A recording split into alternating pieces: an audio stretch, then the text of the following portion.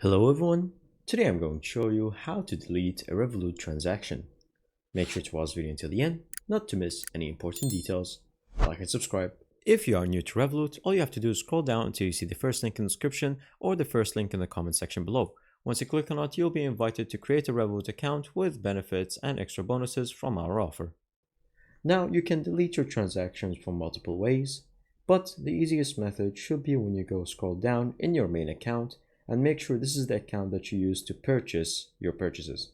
Because if you change to, for example, euros, it will only show the purchases I've done in euros. So make sure to select the correct currency. And then from there, you're going to click on see all right here. And as you can see, those are the multiple purchases I have done in the past. So what I can do is simply click on one right here. And then you can scroll down until you see get help and all the other options.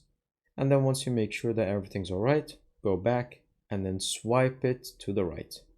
And as you can see, you can either hide or split the bill. But hiding is pretty much it. So once you hide it, then it will show you that the transaction is hidden, but your balance won't be affected. And that is how to delete a transaction. Thank you guys for watching. See you next time. Bye bye.